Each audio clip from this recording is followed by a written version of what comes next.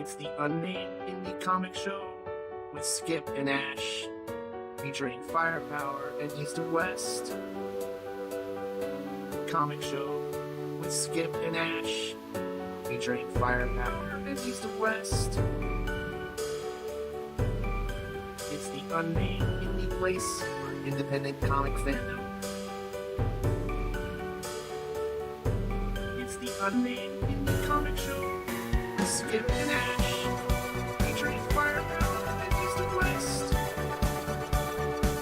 Comic Show with Skip and Ash, featuring Firepower and East and West.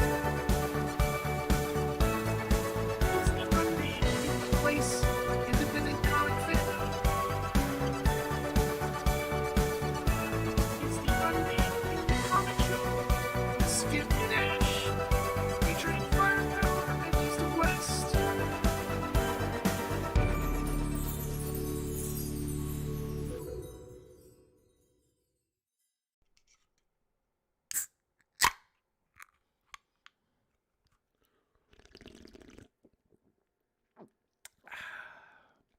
Three, two, one.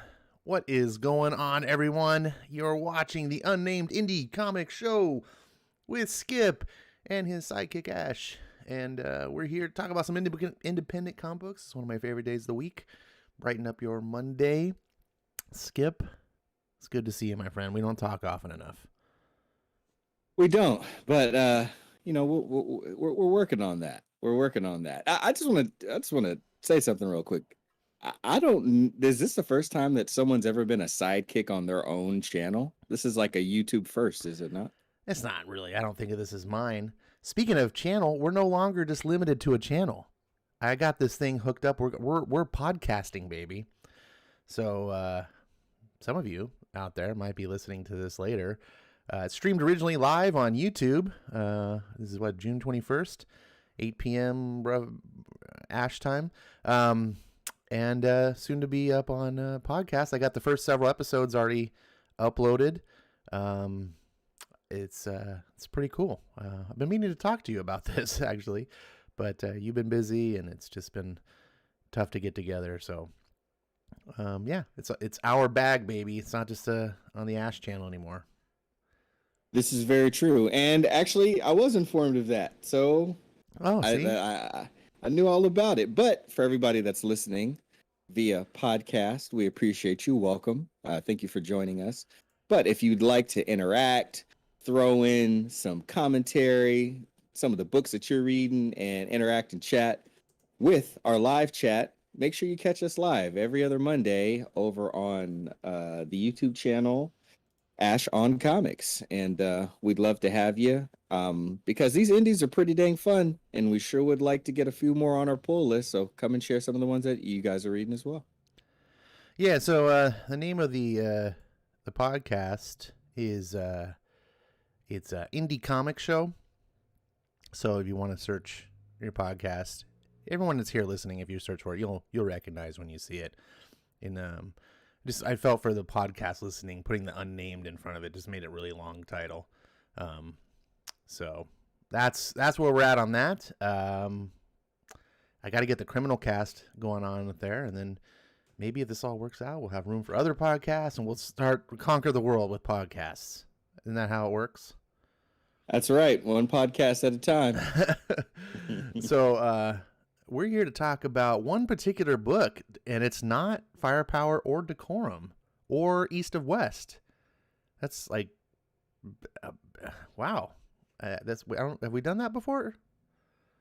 It doesn't feel like we have. I think we have, but I got a feeling this particular conversation is probably going to be a pretty rich one based off of the contents within this here book. So I'm looking forward to diving in. I'm especially looking forward to hearing what you have to say, because of all the people, like I said, I was one of the first people that I knew to kind of like even talk about it, and then it seemed like I didn't get much feedback back, and then I feel like it was maybe about a week later, maybe 2 weeks later, like Perch and Wes started talking about the book, which I had never talked about the book to them, and then it just kind of started swirling around. So I was I was pretty amazed at kind of the attention that the book ended up getting. I myself initially purchased it solely just to support my friend Brian Reber, who's the colorist on this book. But to read it and then to feel very satisfied with the quality of the book and the story itself, and then to see the reception that it started to get, along with Perch actually interviewing Kari Andrews, who is the writer and the penciler for this story. And then for you, I feel like out of everyone, even Perch, who's really, kind of singing the praises of this book, but for you to kind of speak the way that you did when the book would come up, just about how strongly you felt about it and the impact that it left on you. I'm ready to. I'm done with the appetizers. I'm ready to get to the whole meal of how you feel about the story. As we ease into it here in the next few minutes.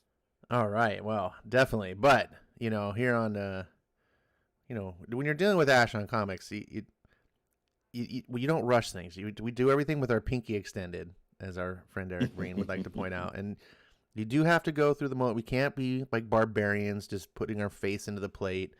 We gotta have a little sophistication going on here. But I like that you mentioned Perch getting Kari on his channel. I just want to give him a little shout out because he's had me on his show several times, and he's an all-around good guy. And I really appreciate everything that Perch does. So shout out to his channel. Not like he needs me promoting him, but he did do. He's done 2 interviews now. I missed the first one. I got to go find it. I've only listened to the newest one that he did, and it was really good. Especially if you like E-Ratic, it's very erratic focused. Had a ton of insight about Kari Andrews' viewpoint of like what he sees in comics, what comics should be, why he did erratic, why he did it the way he did. So many things that I just found fascinating and very pleasing because it was all the things I wanted to hear. Like every time he was like talking about like why, I was like, oh God, Kari, you just get it. Like I was listening to it going, oh my God, we need more comic creators like this. He just gets it. So if you're one of those people too that think modern creators don't get it, and you're like, where are all the good creators? I would recommend listening to that interview after you watch our show tonight. We're going to talk about the comic, and we are going to spoil it. So hopefully you guys got it. If you didn't get the singles, the floppies, whatever the kids are calling them these days, shame on you. No, I'm just you can get the trade paperback. Came out in stores June 9th, and it's $9.99. And a lot of people have stores that give discounts. As a matter of fact, I have a store near me that gives a 30% discount on all trades. So I might go pick this up just to have it as a trade too, because I have the floppies. If I can get it for like $7, geez, that's a win. Even $9.99 is a win. I am in love with this book. Like few books since I've been actively back into comics collecting in 2018. Few books have excited me to this extent, which is understandable. Like not everything is home run, and it makes the home runs that much more special. But before we go on, I don't like to skip our sponsor. Tonight I'm slumming it. My non-sponsor for the night is Estrella Jalisco, which is a Mexican beer. I found this at the store. Have you ever had a Michelada? I have not experienced the joys of a Michelada. Do you know what a Michelada is? I don't even know what a Michelada is. It's very disgusting for people that probably have never had one. It's basically beer with tomato juice. Like 50-50. Like take a V8, mix it into a beer 50-50. That's like a Michelada. And a lot of people right now are probably holding back gag reflexes. But I thought you were trying to attract more listeners to our channel, Ash, but apparently you are exactly do that. It's very popular amongst the Hispanics that like to drink beer. It's very refreshing if you're like hot and parched and you've been working out or whatever, a cold one of these. So I saw these at the store and they're mango micheladas. So on top of having and it's kind of spicy too. Like it's not just bland tomato juice. It's like a spicy tomato juice, like what you'd have in a Bloody Mary. On top of that, and the beer, then you got this mango flavor to it. It's bizarro. But I'm like, Estrella.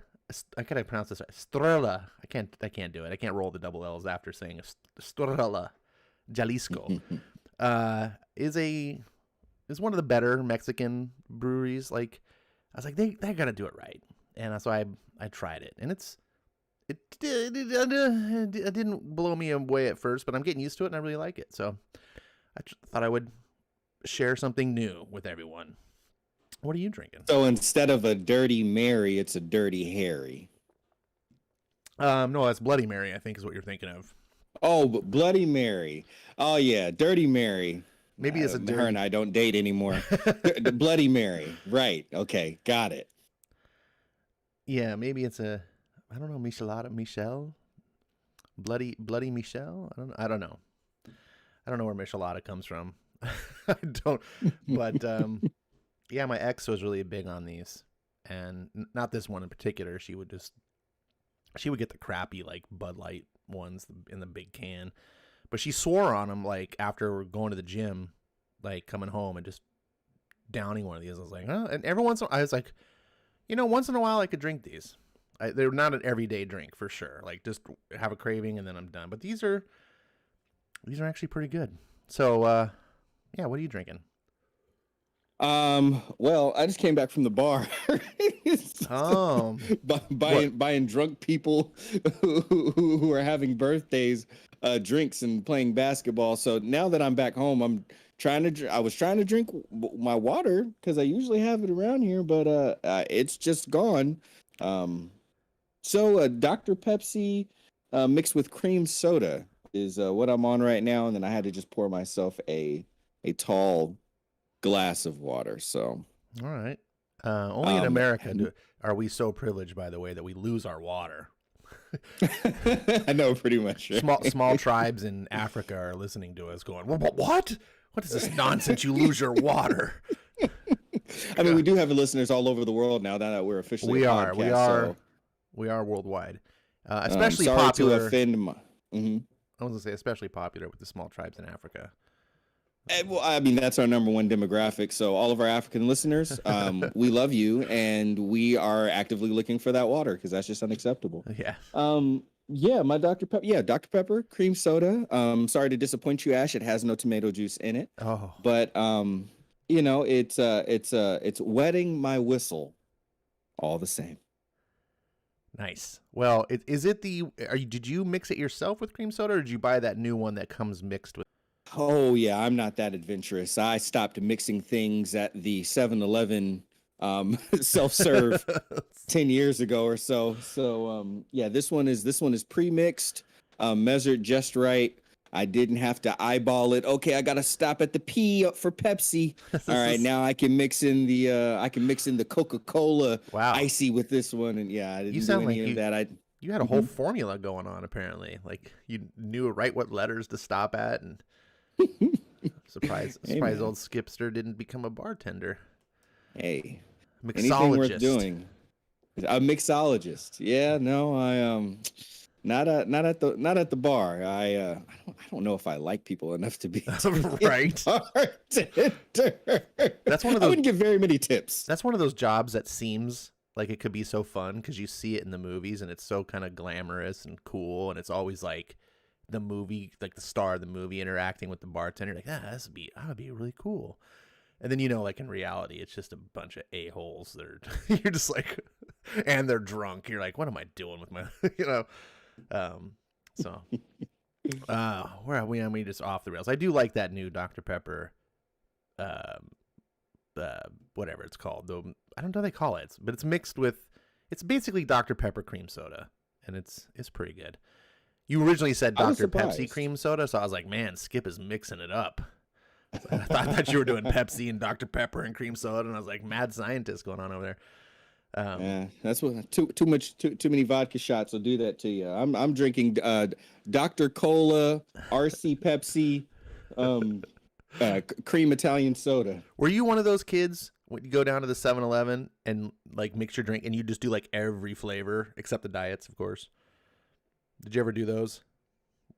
Yeah, I went as far as to mix the diets sometimes Oh. just out of boredom. I like, completion issue when I'm 100% the game, right? So I was like, eventually I got to, I would mix it with very little, just enough to say there's some Diet Pepsi in there. Those are the times where you do that, and then you have your friends sit like, oh, dude, I got the best. Like this is the best mix that has ever happened in this 7-Eleven here in Monterey, California. Like, taste this, and they're like, oh, it's not bad. I'm like, you just drank Diet Cola. And they're like, I thought we were friends. Gotcha. Yep.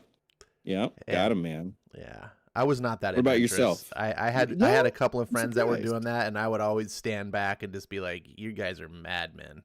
And they'd be like, Mountain Dew with a little bit of squirt and some Coke and some Pepsi and some Sprite and some orange soda. And I'm just like, what are you guys doing? Now, the one thing I do to this day, I had a friend turn me on to, and I do it to this day, and this is one of the reasons I frequent like a 7-Elevens or convenience stores, because you can't get this anywhere else, is half Coke, half Dr. Pepper. Whoa. And it only works out of the fountain. I have tried it at home with like a bottled Coke and a bottled Dr. Pepper. Mm-hmm. And something with the chemistry doesn't work right. But out at the soda fountain, 50-50, it's like my favorite soda. Like, I'm just like, oh, and you can only get it. You can't buy it in stores. So yeah, it's one of these things. I've been doing that for like 30 years. And my friend who did it, I was like, you're nuts. Why would you mix Coke? And that's gross. And then I finally one day I was like, oh, fine, let me try it. You know me, that's the story of my life, is me rolling my eyes and going, fine, let me try it. And then being like, oh, this is good. Why didn't you tell me before? And then my friends rolling their eyes and be like, dude, we did tell you before, like way before. And you're too snobby to listen to us. I don't know, Ash. That just seems too close to like crossing the streams from Ghostbusters, man. I'm surprised our reality didn't fold in on itself when you mixed Pepsi and Coca-Cola. Yeah, it's not Pepsi and Coke. No, it's Dr. Pepper and Coke.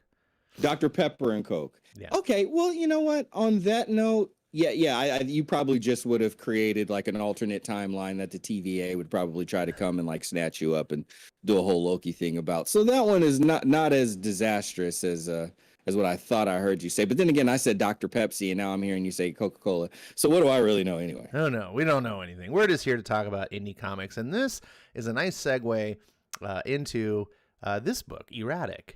Now, a lot of people were talking about this book when it came out. And like my typical self, I rolled my eyes and was like, whatever, this is AWA books, who cares? Kari Andrews, who's this guy? And I didn't care. And then the next month, the next issue came out, people were talking about it. And then the next month, the next issue came out, people were talking about it. And I was like, and it wasn't until about issue 4 that I like was watching like a Perch stream or whatever, and everyone's going off on E-Ratic, and I was like, man, this book, I probably should check this out. So you may have been the first person to tell me about this book. I honestly can't remember who the first person to talk was. I kind of just, it was like noise. I just like turned it off. I was like, whatever. And I shouldn't do that because I have so many stories like the one we're about to tell where I go, oh, this was amazing and everyone knew before me. But it's good. I think it's good to have stories where you say you listen to other people, right? Like I do. Like I don't have all the answers. the things that I know, it's mostly because I learn from other people, and I just try to pass on what I know. So this is a great book. On it, that ironically though, I haven't talked to you since I fell in love with the book. I haven't actually gotten to talk to you other than now live. Mm-hmm. On the air, so I don't actually know how much you like the book.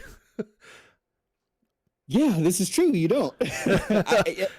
And I have to admit, like, caught in 4K, as all the cool kids like to say, I actively avoided like any discussions that you had about it because I wanted to save it. I wanted to cork that and only pop it open, shake it up and pop it open on the stream. So this is actually by design. This is no accident. Oh, all right. Well, I guess it's a good thing that I came to discover the book and like it. Hopefully. I'm glad you did. Hopefully I'm not walking to have uh-huh. the rug pulled out from under me where Skip goes, "Yeah, Ash, this book sucked." That's why I wasn't talking to you about it the whole time. I don't know why we're doing the show. And I'm like, "What?" Dun dun dun. That's the real twist, right? It's really the M. Night Shyamalan twist. No. Skip hated it all along. No, that's not the case. Quite the opposite. But like I said, yeah, I just really wanted to wait till we got on here, and then we could make us a show out of it, and also have other people in the chat, because that's the other thing I did enjoy when it did come up. I would see Tehillim talk about it, and and others. I think I also saw and shout out to Trinity, Second Street Marvel, who's on here. Sometimes I lurk in his videos, like I just won't say anything. I'll just lurk. I don't comment. And sorry, Trinity, that I didn't give you more engagement. But when you're getting your Myrtle on, Skip steps back. You know what I mean? But I saw him speaking about the book as well. So I'm like, okay, like the people amongst our online comic book community are talking about these books. There's conversations being had. So I figured, by the time we came around, it be fairly lively, and I saw the chat kind of popping off like right out the gate when we got started. So this one should be a pretty engaging conversation. Well, I hope so. This is a fun book, and I say that like as if it's like that's so unique and weird, but it is kind of unique and weird. Most of the books that I read myself personally are the more serious, I try to gravitate towards like the more cerebral, thought-inducing books, or maybe the more dark kind of fantasy side of things, post-apocalyptic stories. Even the superheroes that I connect with tend to be the darker, broody kind. And DC was in the middle of changing me on that with their whole Rebirth thing, and I became this big Superman fan.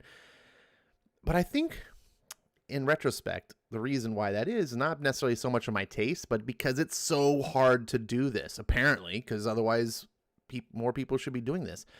E-Ratic is what I think mainstream comics should strive to be. At least many of them. I guess not every comic should be exactly the same, but this was fun. It wasn't super intellectual. It wasn't highbrow. It was just a story about a boy who wants to do good. He's been gifted with powers, and he can't frickin' fit into high school to save his life. This obviously may sound like you've seen this before, and you'd be right. And Kari Andrews comes out and quite admits that he ripped off Spider-Man, but he did it in a way, not Spider-Man the character, he ripped off the archetype. And I think that's going to be something we should talk about as we get into this, about archetypes. This whole book is just full of archetypes. And I think Kari, my suspicion was that he saw a big vacuum that these archetypes were missing in comics today. And so he wanted to bring it back. And sure enough, I listened to the interview, and that's how it was. So, Skip, do you have anything to talk about before we break down this book? I'll kind of go back to where I started with it for just a second. Like I said, just trying to support a friend. AWA, I was looking for a reason to grab one of those books, because up until I'm reading Chariot now by Brian Edward Hill, but this had started coming out and being published before then. So I looked around at the other titles, and though there was some artists and even some writers that I'd seen through Artists, Writers, and Artisans, putting out books, just nothing quite jumped out to me. I was semi-interested in the J. Michael Straczynski book, and then kind of semi-interested in Bite Size by Cullen Bunn, because I was fresh off of reading the first Cullen Bunn book that I really enjoyed, which was the Cyberpunk 77 Trauma Unit, which was just a little four-part story. And I was like, all right, Cullen Bunn, you got me right now. But I didn't end up jumping into the Bite Size as well. But my buddy Brian Reber Shout out to Brian Weber and his Atlanta Hawks, killing it right now in the NBA. He had done this book, and he was just kind of talking about it a little bit, and I was like, oh, okay, like let me check this out. I was down in Monterey, picked it up from a shop down in Monterey, one of the only shop that has Bad Idea Comics. That's a whole nother stream. And I went home and immediately read it, and I was just like, wow, if I had just read it and then like tossed it to my cousin, I'd have been like, hey, supported my friend and put a comic book in someone's hands, like job well done, Skip, next mission. But I was like, hey, I'll let you read this, and this is really good, but you have to give it back before I leave, because I really like this book. And just so much was refreshing about it. To your point, the way that comic book, especially mainstream, superhero comic books have gone, it's one of the big reasons why I don't read a lot of stuff from the big two. Don't care to read Superman, don't care to read Batman. It's just what people are mostly trying to do with these characters that have been around so long is some people are holding status quo and introducing new characters. Some people are, seems like trying to tear these superheroes down and do a bad take on deconstruction with very little interest in reconstruction. So I just kind of tapped out. But reading this, I felt quite a bit the way that you felt. Ash, I was like, if more Capes books were like this, then I would feel a lot better about giving Marvel and DC my money. So that was that. And a lot of the times when I read indie books, I'm just like hoping that maybe you will like them, or our buddy Nalo, someone else. So to see that how interested everyone ended up being in this book, it felt good to to see that response. Awesome. All right, man, friend. Are you ready to do what you do so well? And break down? I am ready. Issue number one. This was one of the most eventful issue number ones I've read in a really, really long time. With people writing for the trade and whatnot, this was definitely a full meal within itself. But we start off with the E-Ratic character jumping through the city, and just posing obviously right in the middle of action, posing the question, like, can I save the world? My time is limited. I only have another 15 seconds. Actually, within that 15 seconds, can I save her? Of course, implying that there is a young lady who is also in peril. But we get introduced to Oliver, the main character, and he is riding up to school with his mother and brother. They just got to a new city. So new city means new school. And in the midst of that, he is, his brother's more popular. So he's just kind of, not trying to follow in his brother's shadow, but at the same time, trying to find his place within the school. And in doing so, we also get introduced to the love interest as well, who will be coming back around to.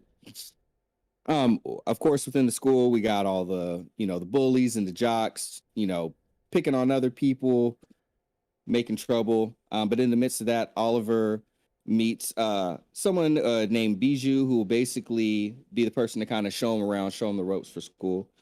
So as they're going around, seeing all the different students, of course, we learn that there's 10 students who seem to have been not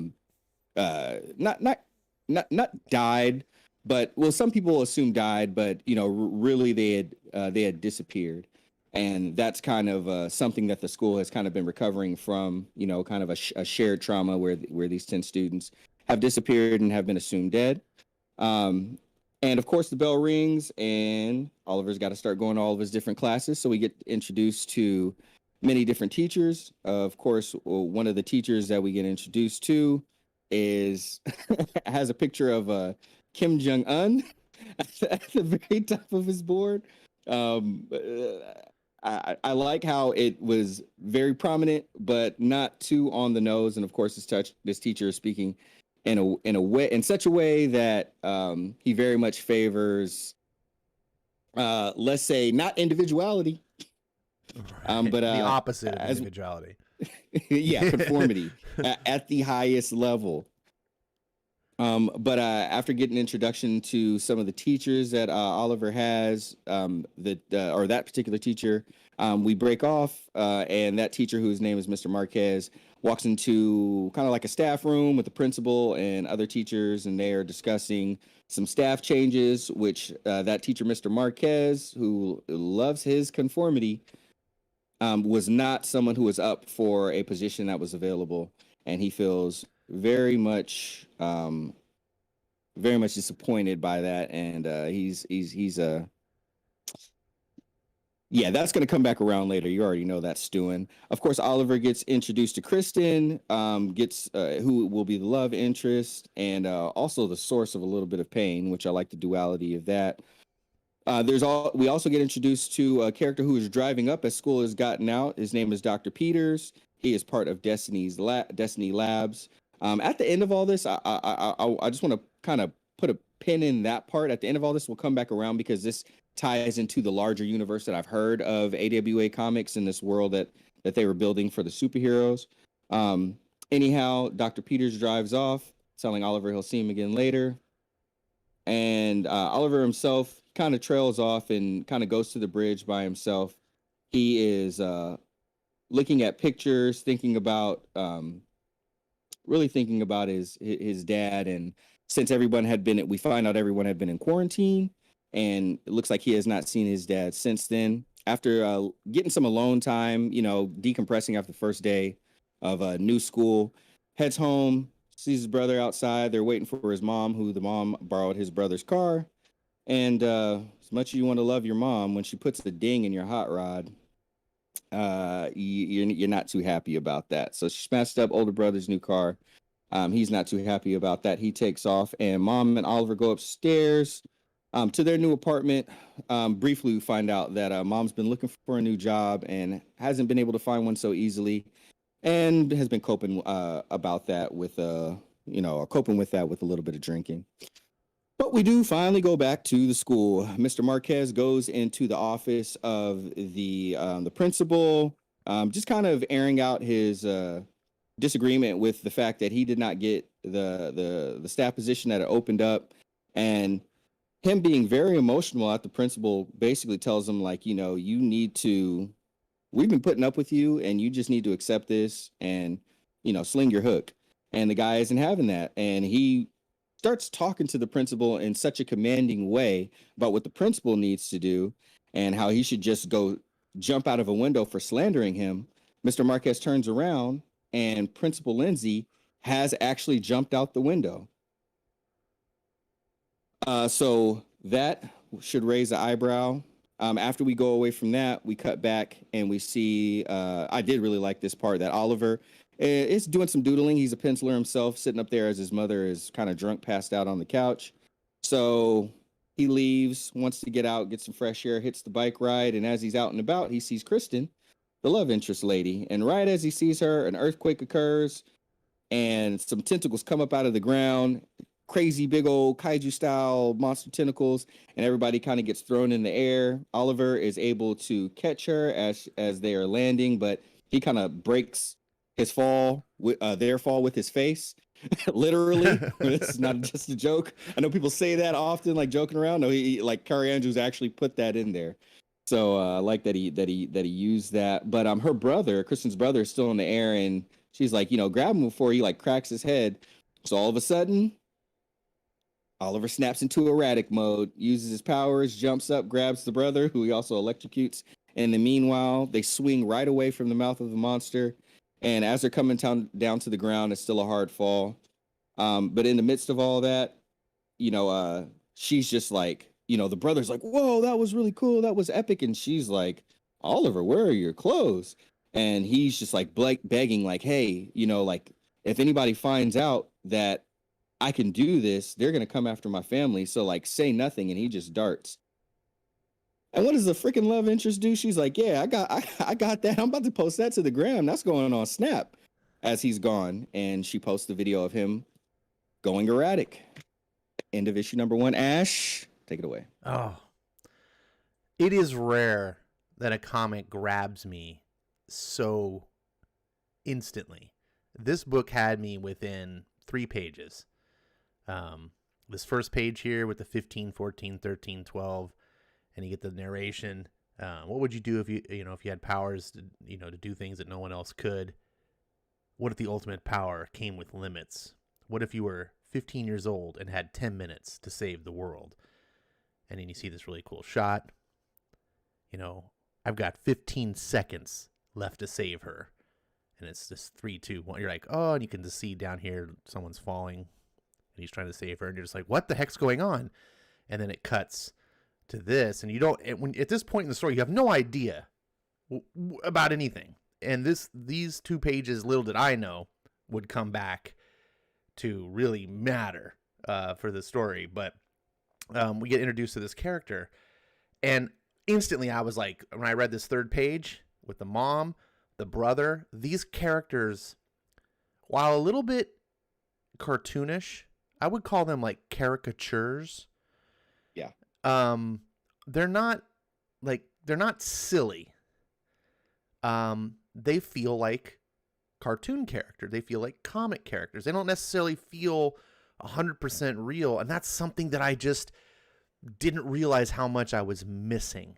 You know, that comic characters, yes, it's nice, you know, like Stan Lee kind of brought the reality to comics, the whole world outside your window thing, but he didn't make it 100% realistic still, you know. And he kept the archetypes there. And these characters here already, you've got the struggling single mom archetype who just wants to take care of her kids, but she fails at everything, but she keeps trying. You've got the older brother who just seems to float through life effortlessly. Everything just comes to him. He's the number 1 star in the football team. He's got the supercar. Girls love him. Like, just no struggles, which is a perfect kind of side character. The main character, Ollie here, who's appears to be a freshman in high school, although 15 could be soft. I don't know. It depends on how they're doing things. He's 15 years old. He's going to high school. It's a new school. He's uncomfortable in his own skin. I think most of us can kind of relate to that age where we just were like unsure of ourselves, but yet we were kind of entering adolescence. So we were flaunting with asserting our independence, but yet still didn't have any confidence, you know. And the struggles of high school here are captured almost perfectly. Like, they use the archetypes. You know, we got the love interest. She's introduced, but she's not the simple love interest like, oh, look, they just fell in love perfectly and everything's so smooth and simple. No, all the complications of relating to girls in high school are there. She's got the mean girl clique, you know, because, of course, they're not immune to insecurities either, which is why mean girls are mean girls. No one knows how to interact with each other. Everyone's faking things and just trying to get by, except the yo bro here brother who just, again, floats through. And I love the detail, how Kari just effortlessly puts these characters in. Like this scene where you can see Ollie's like struggling. You see the mean girls here. This one panel has so much to say, and I'm not even talking about the actual words. You know, she makes fun of his drawings. You know, that's his first introduction. I love how the girls are portrayed from like the character's eyes. Like when you're a 15-year-old boy in high school, all the cute girls were like goddesses. You were just like, oh, you know, and maybe that's just my experience, but, you know, and you've got the cliques that you have to fit in with. And I was like, man, I'm reading here. What reminded me of was Ultimate Spider-Man that Bendis had done. And I'm sorry, Bendis fans. I was like, this just dunked on Ultimate Spider-Man and was just like, this is how you do it. This was like everything that was Ultimate Spider-Man was trying to do in those first issues of introducing Spider-Man and how high school kids were. When you read this, you're like, oh, Kari Andrews actually understands teenagers and what it was like to go through school and be awkward and everything. And he understands archetypes, and every single character, no matter how minor they are, feels like an individual. I love how the teachers, when you're a kid, when you're 15 years old, the villain of your world is one of your teachers. Now, you may have a teacher that you loved and was like, oh, it's the best teacher ever. You know, we all had those. But I think most of us also had teachers where you're like, F that teacher. Like, you're just like, and Kari, he builds on that. Like, I forget what her name is, but look at, like, she's got oppression in the background on the chalkboard. And all of them are just like cartoony characters of villains. Going to the final guy who had Kim Jong-il on the wall. He's literally the mustache twirling villain.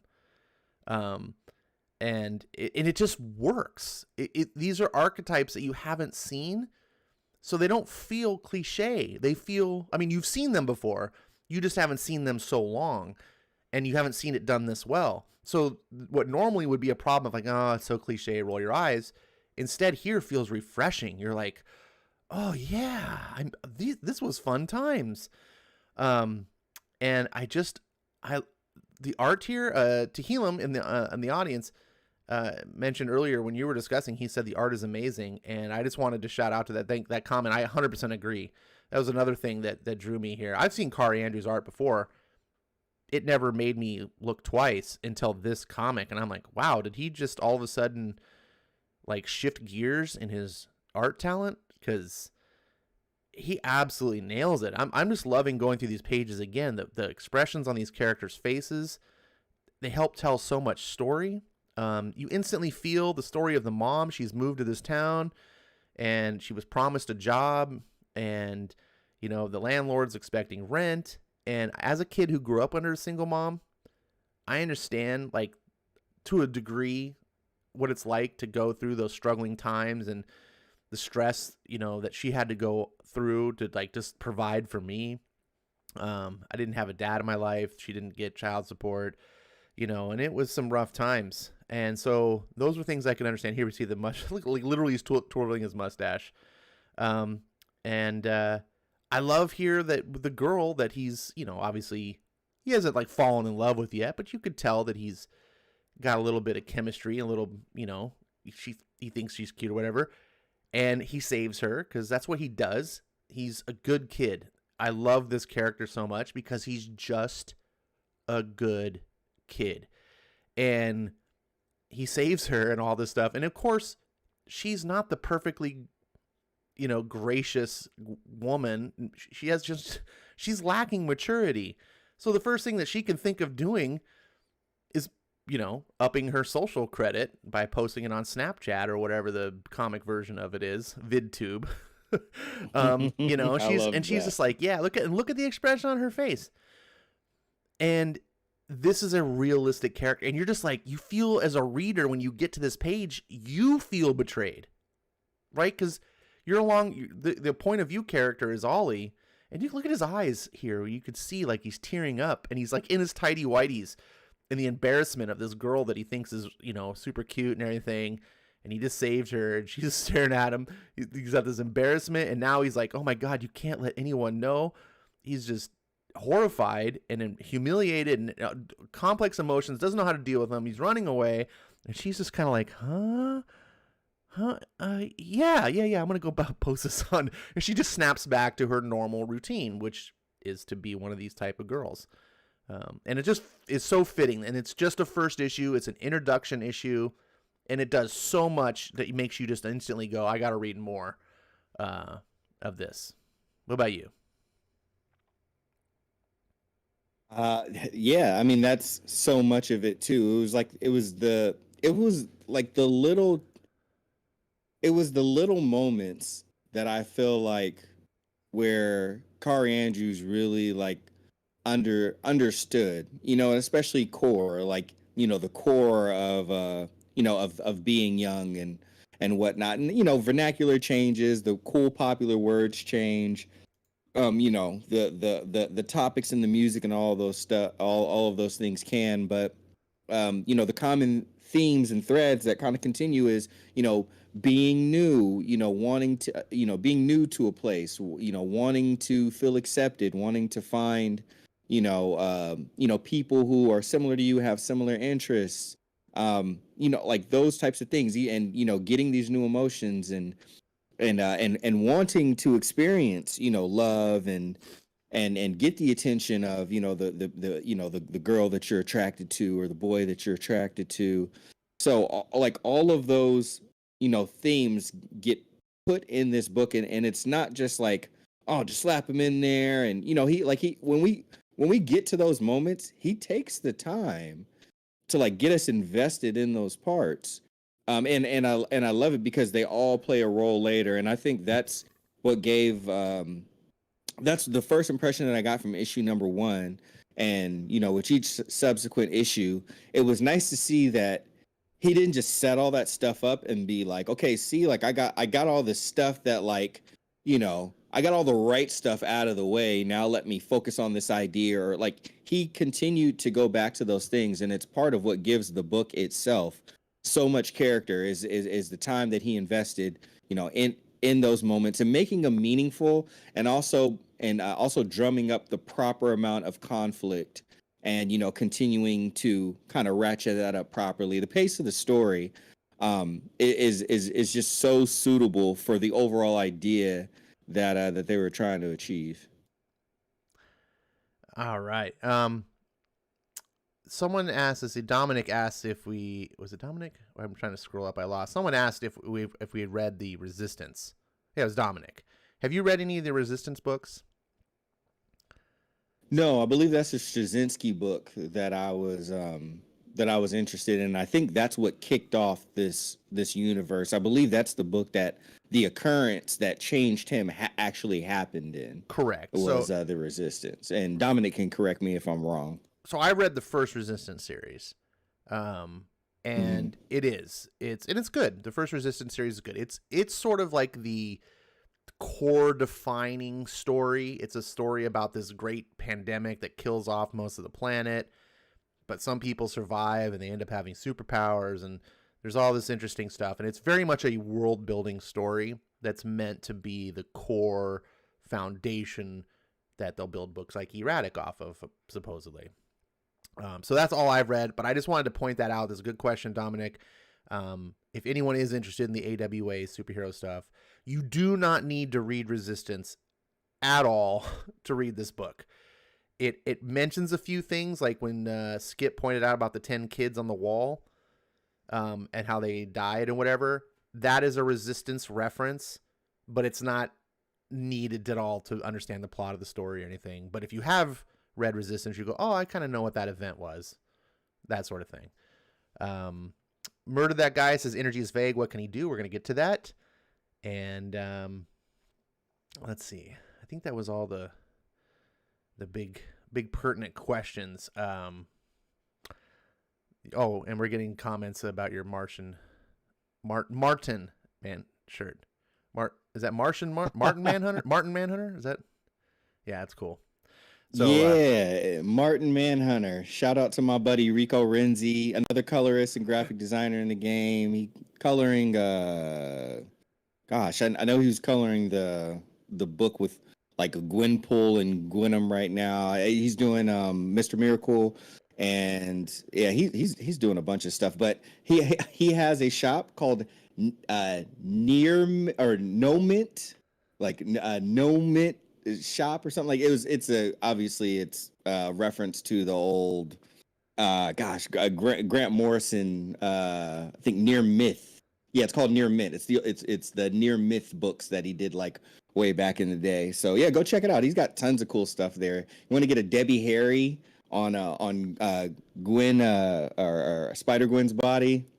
Oh, and also he was a part creator. He's a part creator of Spider Gwen. So yeah, support Rico. He's a cool dude.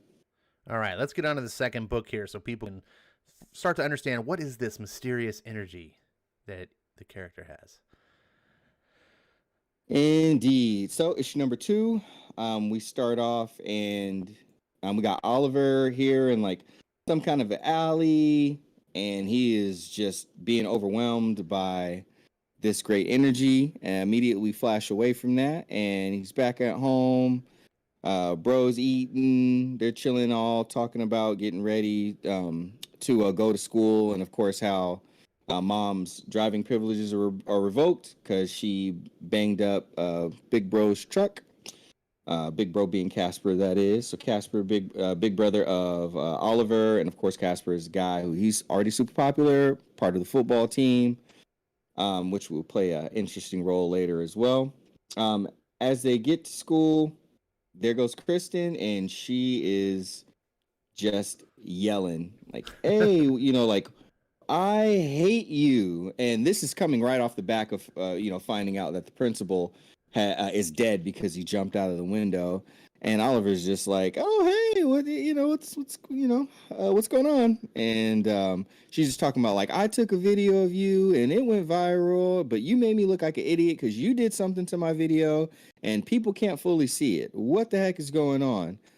Undo the trickery that you did." And he's like, no, you don't understand." And she was like, "Stop pretending. I know what you are. Otherwise, you're gonna get punched in the face by, this big goon guy over here." And he's like, "No, wait, that's not gonna make me transform. That's not gonna do anything. What are you talking about?" And dude's just like, "Oh yeah," and just punches him square in the nose. So that's the start of the book. Immediately after that, we go back into the staff room, and it is the conformity teacher, Mr. Marquez.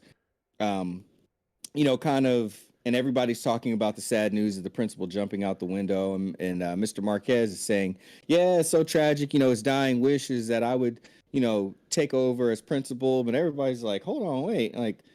If he was all emotional like that, why'd you let him jump out the window? And he's like, "Oh, if I had only known, I would have. I wouldn't have even let him go near a window." But as he's offering tissues and condolences, there's one person who's not nearly as emotional about it, which is the football coach. And the football coach just squarely tells him, like, "Hey, I don't know about all this funny business, but stay the hell away from my football fund, and and I don't really care what you end up doing."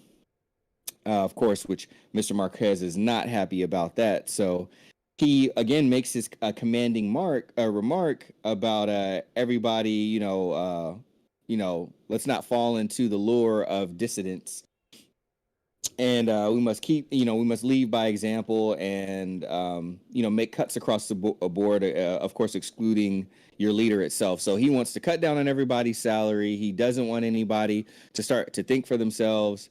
And again, asserting himself as the leader going forward. And then you see everybody give like a resounding, yes for the collective, yes, it's obvious.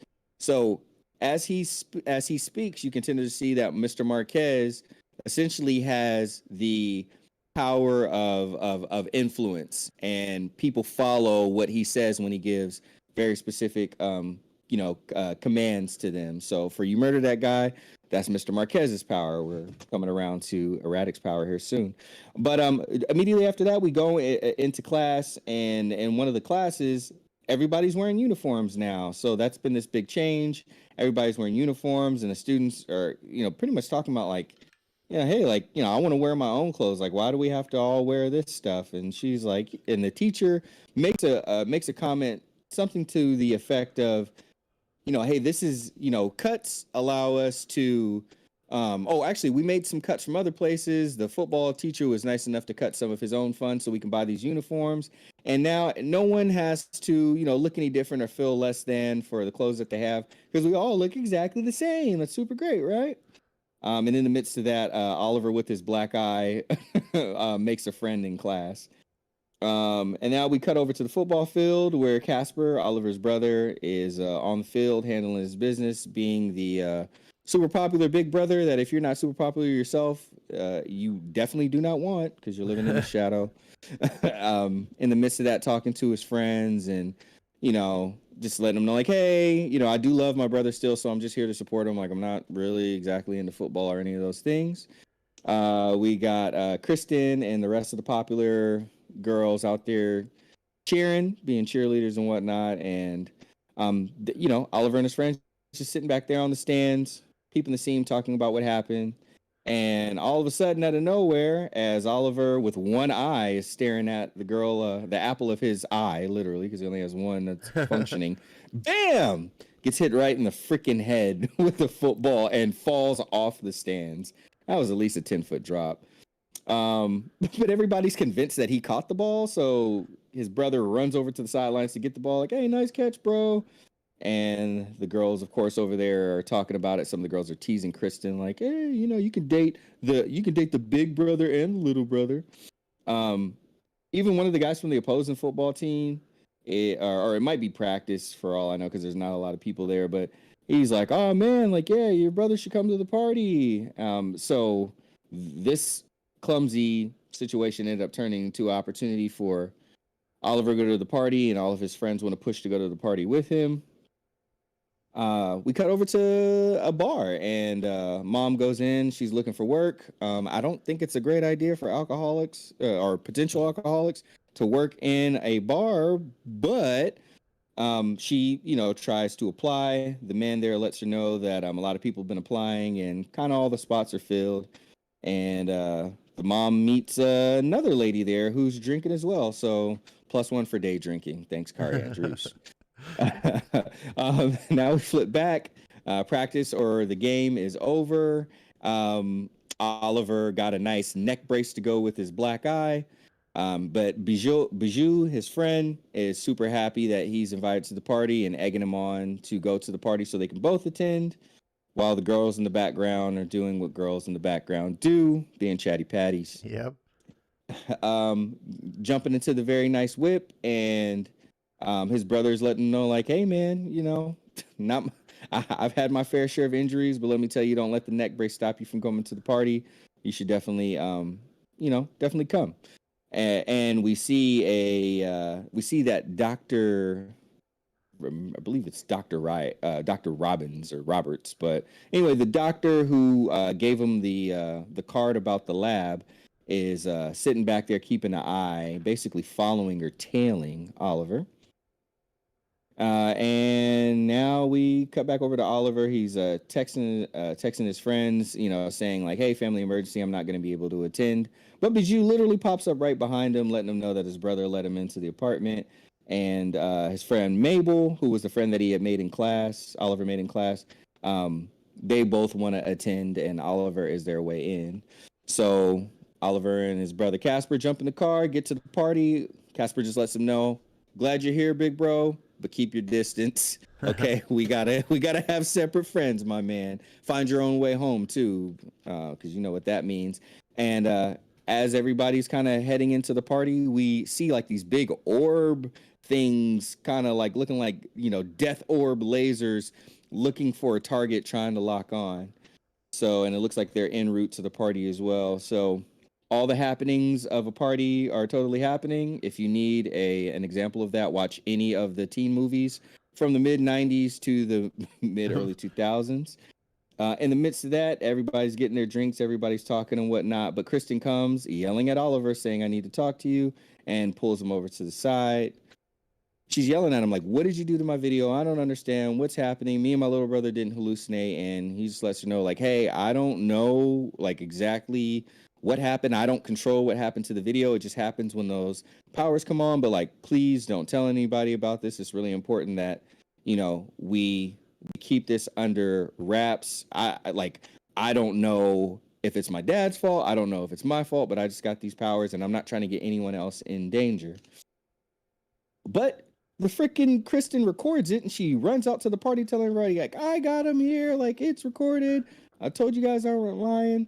And as all the eyes start to turn to her yelling about it in the midst of the party, Mabel, his friend, just runs over to Oliver and just plants a big old fat sloppy kiss on him, just as a distraction, which was like perfect move to make to kind of still the thunder, so to speak. Wow, pun intended. Still the thunder, still the lightning. Erratic. Kari Andrews like playing 4D chess over here. So and Mabel let him know like, "Hey, it was just so we distracted her. Like, I was just looking out for you." And it's cool. They have an understanding look, and he just says thanks to her. But we go back outside of the party, and those things are getting closer and closer, looking like they may have locked onto their targets. Because Mabel told him to go outside and run after her, because he knows that Kristen really is into him, but just is a little too infatuated with this whole erratic thing. And right as they're getting ready to begin to have a conversation, those death orb things start shooting at him, or like even like just kamikaze style destructing around them. And it comes to find out that it's not actually going after Oliver himself. It's going after Kristen, the love interest. So, you know what time it is. It's E-Ratic time. Jumps in, powers start going. He's zapping these things, frying them, you know, kind of redirecting them. Some of them are crashing now, going far away from the targets. And in the midst of all of it, they escape death, but Oliver himself gets fried a little bit, and Kristen is looking up, and this shadowy figure, like walks over to her and is just like, "Don't tell anybody about this. If you care about your boyfriend, like just let me pass, let me take him." And she's like, "He's not my boyfriend, but like what's going on?" And that's where we end. That shadowy figure is walking away with Oliver's passed out but still static induced body. All Ash, right. it's your turn. Well, I kind of monopolized the first issue, and I did get a lot of what I wanted to say. So I really would like to devote some of the time to get your thoughts. I do want to say just about this first page, though, with the quick little 5-panel origin. The electricity and then the rat is going to, if you're wondering where the name E-Ratic comes from, it's a little hint. But yeah, please tell me what your thoughts are. Again, I like that.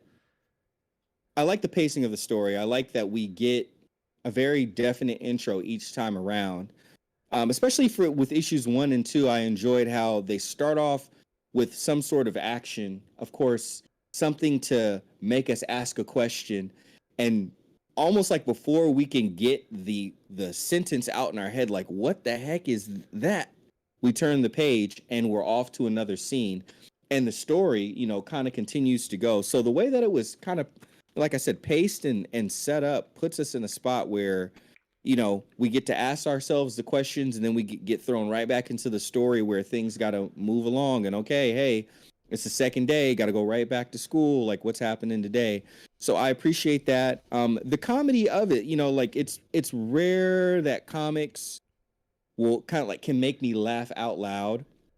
But there was just some really good physical humor with him getting beamed by the football and, Yes. you know, falling 9 feet out of the air onto the track. And then also, you know, that whole, you know, duality of like embarrassing things leading to like, you know, positive things or, you know, or better things. Like, because of that, you know, like he is invited to this party, you know, I've been in situations like that before, you know, where I'm like, oh, this is going to be utterly embarrassing. Everybody's going to laugh at me. And then it's that thing where it's like you fall down, but everybody like claps instead of like ringing. You're like, oh, yeah, got back up. It's like, oh, I thought this was the opportunity where like the school is going to just look at me and laugh for the next 2.5 weeks straight until someone else makes an ass out of themselves.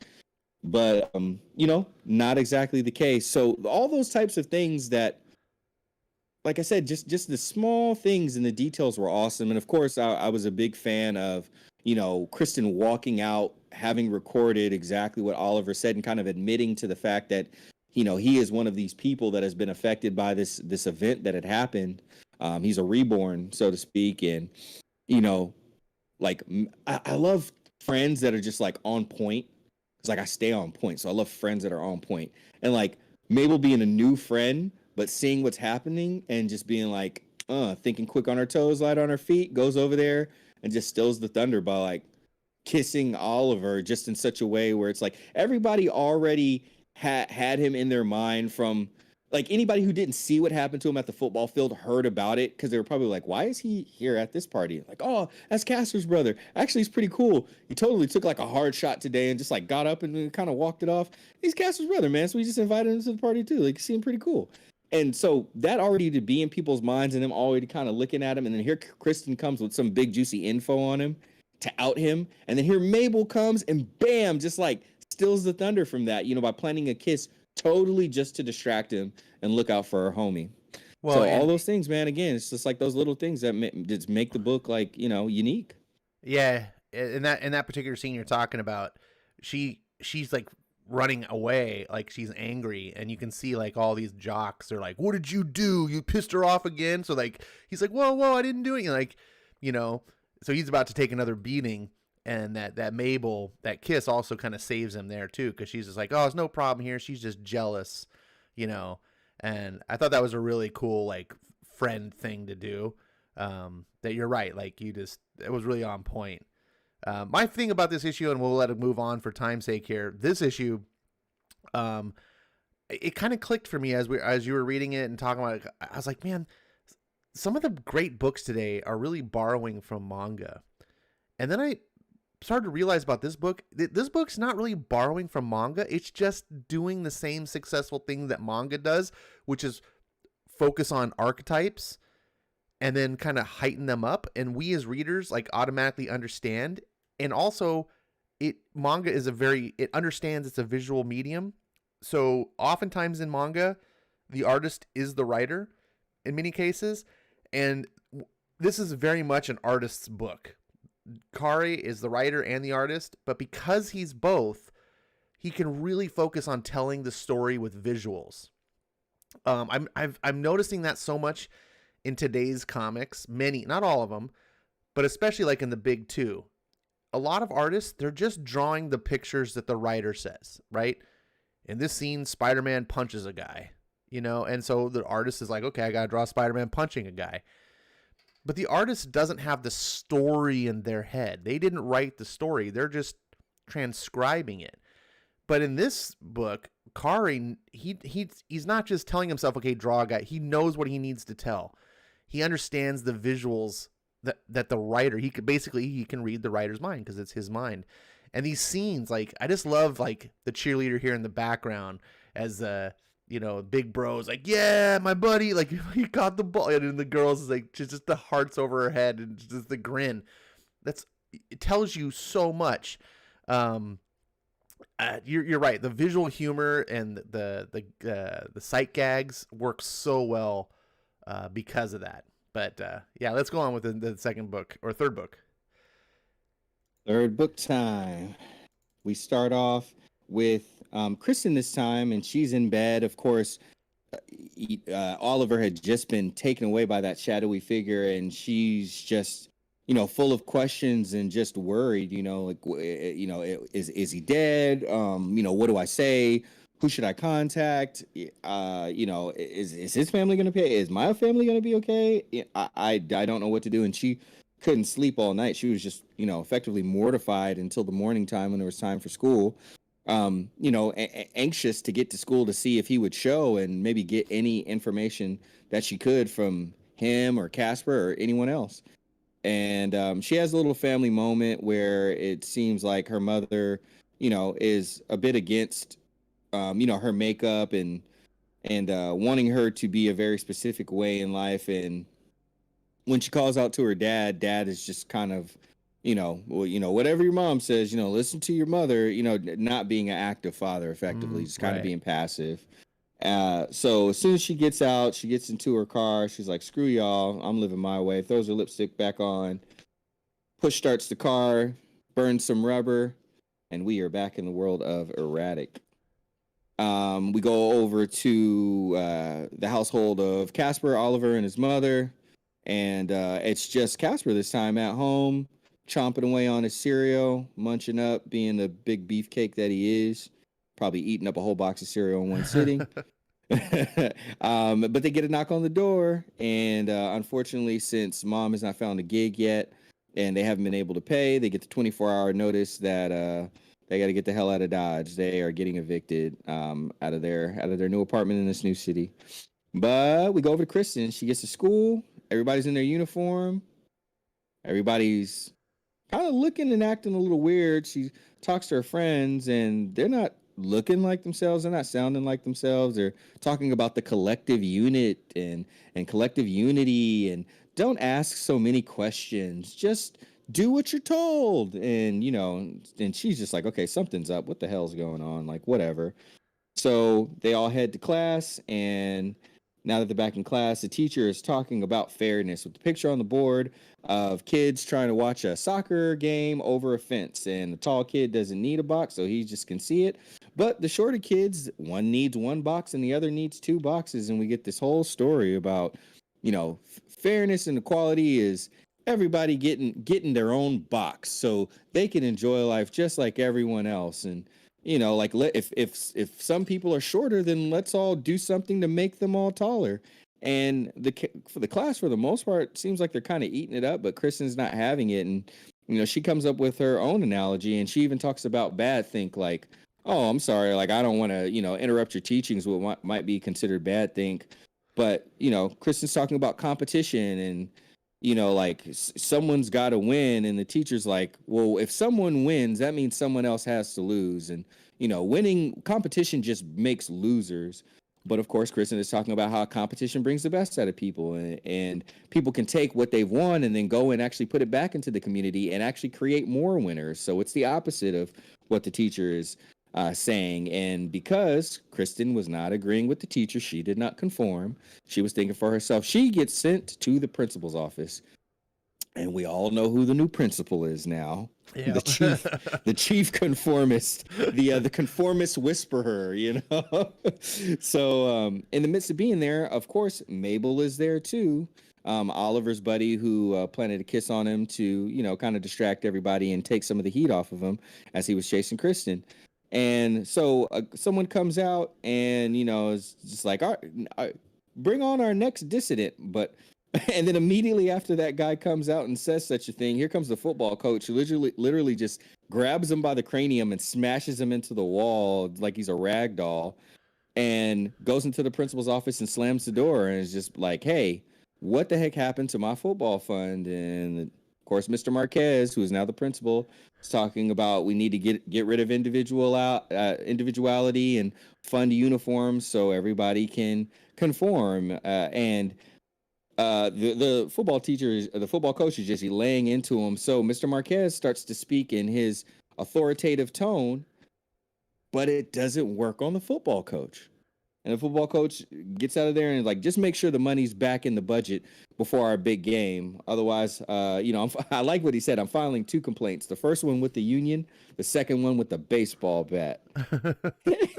Mr. Everyone Marquez is a cartoon, man. Like, this would never work in reality, but that's what's great about comics. Like, you can enjoy that. You can enjoy the football coach smashing the assistant into the wall.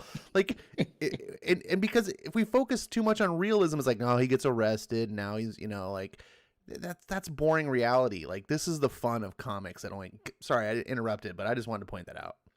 No, it is such a thing to point out. We've built this world. This is the tone that Kari Andrews has set. And within it,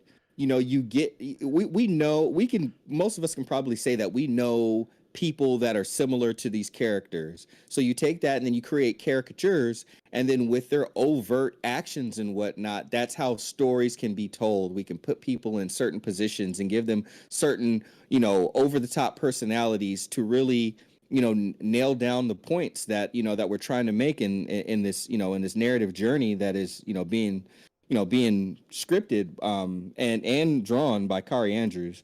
So the principal's still back in his office, just realizing that his powers didn't work on him, and and he's upset about that. So he's like, we're going to reschedule all the reprogrammings, because he's just been bringing the students that are going to detention to the principal's office and just brainwashing them. So in this case, they didn't have to go through the brainwashing. They didn't get the one-on-one time with the principal, and they've just all been suspended. Kristen's never been suspended before, so she's talking to Mabel like, I've never been suspended before. What do we do? And Mabel's like, I got a few ideas. We cut out of that, and then we go back finally to Oliver, who's waking up, and he's coming to, and he wakes up to a person who is in an E-Ratic suit just like his and freaking out. And he's like, I'm gonna call the police. I'm gonna call the government. And dude's like, or whoever's in the suit is like, I don't think you want them to get involved. And of course, the questions come up like, what happened to Kristen? Like, what's going on? The person assures them that Kristen is just fine. I wasn't after her. I was only after you. And he pulls off the helmet to reveal that it's Dr. Peters. And he just said, I just didn't want you to wake up and, your emotions be out of whack, and then you kind of discharge your powers. And then this is where we find out a little bit more about the powers. And, they're talking about the suit, how the tail on there is actually, in order to ground him, because it is electrical powers that, is one part of what he's able to do. And Dr. Peters basically lets him know that there is a very particular type of energy that he was studying, and it was once predicted by Nikola Tesla. He goes in deeper, just talking about how, you know, this is an opportunity to research this power source a lot more. He shows Oliver, you know, like this big this big source of a similar type of energy over in the corner, and he tells him that he calls it the void. And you know, Oliver's kind of asking a few more questions about it and how it got there, but they don't go into deep detail about it. But Dr. Peters does bring up his father, and he was talking about, you know, if I had a son, I'd never let him face things like this alone. And Oliver's trying to take the heat from his dad, just saying it's not his fault. You know, like, you know, his mom always said that his dad, you know, kind of never stuck around to deal with his issues and whatnot. And then Dr. Peters steers the conversation back towards energy source and how free energy could, you know, affect everyone, could affect the world. But I mean, Oliver's a kid, you know, he's a teen. He's trying to deal with school and regular life. So he's just like, I'm not really interested right now, Dr. Peters. I'm just, you know, I just need to go find out if my family's okay and find out if Kristen's okay. Which Dr. Peters says, hey, you're free to leave, and, you know, maybe we can pick this up another time. We cut back over to Kristen and Mabel, little retail therapy to help out, you know, everything that they've been going through. And Kristen's being cool. They're bonding. She's like, hey, I got this. I'm going to put it on my mom's card. She's not worried about anything. And right after they go to swipe the card, the cashier lets them know, oh, actually, there's a note on this card to cut it up. Sorry, it looks like your mom did know after all. And then Mabel's like, oh, don't worry about it, Blondie. I got this. Next panel, they have snatched the bags and they just ran. And Paul Blart 2.0 Mall Cop is running them down. So the chase has begun, and they find a little place over behind to kind of like hide out. The guy goes right by, and it's just like see them bond and, you know, talk about like how epic the thrill of it all was and everything. And, you know, but how this is just a moment in time when they get back to school. You know, Kristen's like, we got to go to our, you know, the natural order of things and go back to our own friends. No offense. And Mabel's just like, you know, none taken. But for today, we're just getting started. And Mabel slaps her on the ass and is like, you know, come on, let's get out of here. I'm no criminal. And they leave the bags. So after all, they didn't end up stealing the actual bags. They left the merchandise, and it was all just so, you know, just for the little thrill, you know, to give them something to do since they couldn't actually buy stuff. And, you know, obviously they're suspended. But the mall cop, Paul Blart 2, you know, just calls in like, hey, I got the merchandise. They left it here, you know, mission accomplished. And they're just like, cool, grab me a latte on the way back up. But then we see a shadowy figure. It's a small girl. And she's like, hey, mister, have you seen my friends? I'm dying to catch up. Flashback over to Oliver.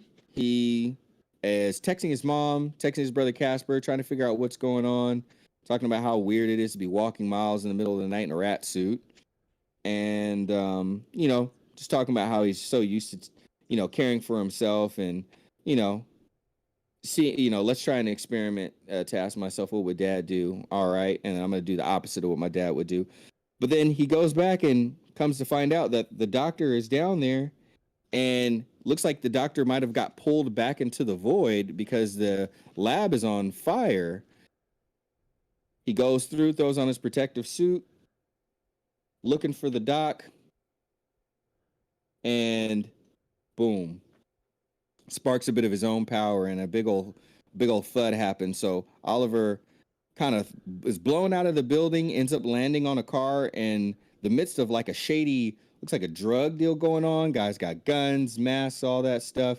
And they start shooting at Oliver because he landed on someone's Mercedes Benz, and he just kind of starts handling some of the guys, going to task on him, grabs one, jumps on one dude, grabs his ski mask off, and comes to find out it's his brother. And he calls out his name. And he's like, how did you know my name? And in that moment, Oliver got distracted. Someone fires a bullet directly in his direction, and he gets tagged. His brother Casper leaves off in his nice blue hot rod. A friend jumps in the car with him, and Oliver is left on the ground in front of a nice white BMW, bleeding out. Ash, issue number 3. What did you think? It's another great. I mean, these books. I mean, this is a mini series, so this really could be read as just one solid graphic novel. They do have, of course, nice breaks in between, but I mean, with the risk of just repeating myself, a lot of the same of what we've been talking about, just the great characterization, the visual sight gags, the caricature, the making of caricatures of these characters, just all wonderful. I really did want to talk about this one scene here. Because there's some people who might watch our show that, if you know my political views and different things about books and stuff, you're going to recognize this scene it's common. It's a very common equity scene, where not everyone has the same quality of outcome. And so the idea of equity is that we prop people up that need it and so forth. Anyways, it's a very popular thing. It's very controversial. A lot of people get like knee-jerk reactions when they see like, oh my God, these comics are become... I assure you 100% this comic is not political. If anything, all the teachers pretty much are villains in this comic book. So any of the things that they're spouting comes from a viewpoint of these are the bad guys. And the kids are like, screw you, like, and you can even see the characters here like, don't tell me how to think. And she has an argument, and but it's not meant to be political in any way towards the reader at all. It's really meant to just represent the conflict between teachers and students, and it's done very tastefully. Like I said, everything else is pretty much just repeating what I've said before. I don't really have anything more to add on this particular issue. What about you? Yeah, my biggest thing that I enjoyed was I don't want to say the biggest thing, but I did like the narrative, how at the end, he's obviously the Dr. Peter's lab was on fire, and then he had to make a move to get out of there, and he ended up just landing in the middle of a drug deal that was going on. We got to see him jump into action, but come to find out it was his brother who was part of the drug deal. And as we know, obviously, like they got that 24-hour notice. So his brother is, like trying to help out, his mother and his brother, trying to help out the family, just going about it the wrong way, and gets caught in the midst of a drug transaction. And that resulting action that he took ends up, resulting in his brother Oliver getting shot, and he didn't know that it was his brother. But again, just like those details, and that was very much like one of the most Spider-Man-esque things that happened in the book that did give me the vibes of like the comic, the few Spider-Man, because I'm not a big Spider-Man fan as far as the comics, but the ones that people like or that have suggested that were good, where the relationships between people conflicting with this person's powers or or their abilities and their own journey through having these powers, having these abilities, learning how to steward them properly and be responsible with them. So again, Kari Andrews, like taking what's been laid out and what seems that people are kind of treading on and maybe thinking that it's too old school, or it's just not exciting enough to put things like that into books, and like showing people, no, like you can still make these things interesting. You can bring the tension, and you can craft an enjoyable and entertaining story out of these things. We can still build up on them, and there's still a lot of space to build upon these things for storytelling. So that was the part that really kind of stuck out the most to me. All right. Well, for the sake of showtime, let's get on with we got 2 more issues to go through, and I suggest that we have a little bit more brevity with the synopsis, so we can get through to the end without some people maybe losing their on sleep. Not falling asleep, but I'm saying, like, I do want to encourage everyone to read these books for themselves too. Like, I don't want this then to be your spoiler at all for the books. I mean, obviously we are spoiling it, but not in the experience. When you read this, it's it's so much cleaner and enjoyable, and you get those funny moments and the character feelings that a synopsis just isn't going to provide for you. Take it away. Gotta read it. Gotta buy the ticket, take the ride. Of course, we pick up where we left off. Oliver is bloodied in his suit and alone, and in the midst of that, he drifting out of consciousness. We get a flashback of him going back to a time where he was feverish. Seems like we're in the midst of that pandemic that he was referencing. He is with his father, going through all of the symptoms and whatnot, and his father lets him know, like, "Hey, I've got to leave. I've got to go out and, get some resources for you. There's some things that I left for you. Use them if you need to." And we go from that to Oliver kind of, 2 weeks later, he's with his mother. She's just like, "Hey, how was it with your dad? XYZ. Casper is like, "Hey, was dad asking about me?" And Oliver was like, "Oh, yeah, he was asking all the questions about your football camp," because that's the reason why Casper didn't go on the visit with Pops, because he had a football camp going on. After coming out all of that and asked the questions like, "What happened to my dad? Did my powers like kill my dad, and that's why I didn't see him anymore?" I'm not sure. Oliver's discovered by a homeless man. As he's coming back to, he's able to push the slug out of his skin, and the homeless man is just kind of helping him, asking him if there's anyone he wants to call, and he's like, "No, don't call anybody." Casper arrives back at the apartment after the failed drug deal, just to find out that all the boxes are outside, and the landlord's like, "Sorry, kid, told you 24 hours, and you guys are out, and you guys are out. Here's your boxes. Do what you need to do with them." We go back to school, and bam, all of a sudden, those tentacles that had popped up in the very first issue, trying to swallow them whole and get Oliver, it was this girl named Allie, and she's coming back for revenge. She was one of the 10 that had disappeared, allegedly, but she's coming back. Everybody forgot her. She was never popular, and she's going back. She's going after everyone to get revenge, but there's one person in particular that she's after. Go figure. It's Kristen, who is texting Oliver, trying to find out if he's okay, because she still hadn't gotten any information regarding his his condition. But she don't have too much time to worry about that, because the tentacles are after her too. But a teacher snatches her up, pull them all into the office. Principal Marquez is there as well, and E-Ratic ends up in an Uber, and he's trying to charge his suit and charge his phone. Not going too well, but off in the distance, he sees that the tentacles are at the school, and he knows the school is being attacked. They find out that the attacker is really after Kristen, so everybody in the room is like, "Oh, dang, for real?" And Principal Marquez is like, "Yeah, well, if they're after the girl, then let's sacrifice the girl for the greater good of the people. It's obvious." And, of course, everybody else slowly begins to agree, as Mr. Marquez has the power of persuasion. E-Ratic more and more is just trying to charge his phone and half charge his suit in the car, and he remembers that his tail is something that he could use to charge his suit, so he plugs that in, because according to the Uber driver, he's got the iPhone connections, the Android connections, USB-C, and all that good stuff. So they end up pushing Kristen outside.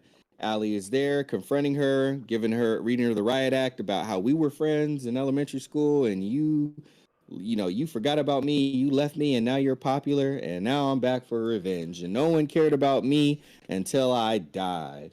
And right as she's about to take, swing the death blow at Kristen, here comes Oliver in his E-Ratic suit, swinging him away with the electricity.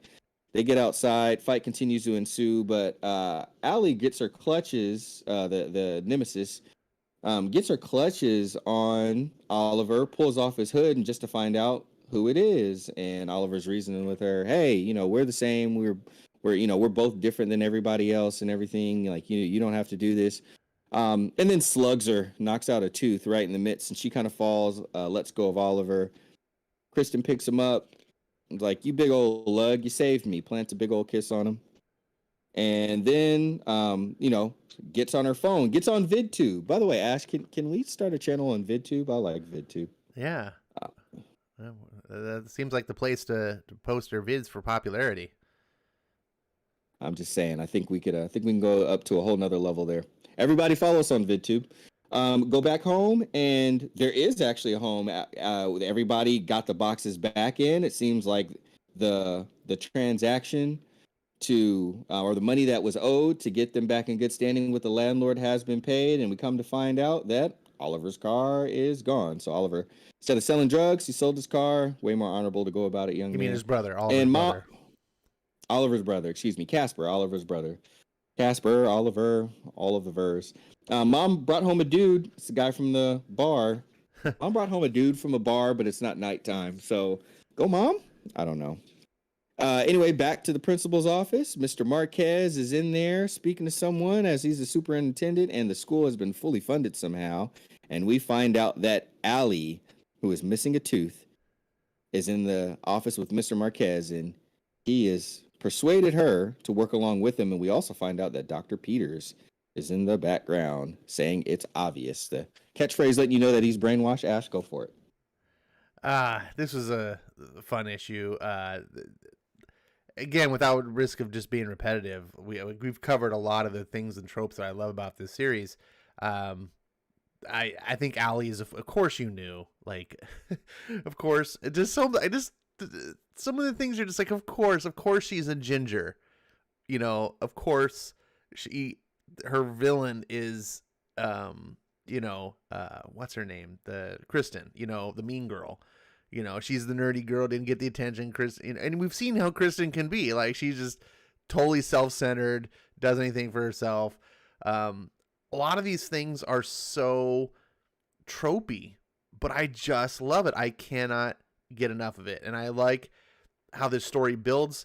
I think this relationship between Ollie and Kristen is just so charming. Like, it's so like high school, but it's just done in a really kind of cool way. Like, she gets shown up so many times, and you can tell that she kind of likes him, but she can't like him because he's a new kid and she's got to fit in with the popular girls. So she's really stuck in her own way, like, where she can't be the person.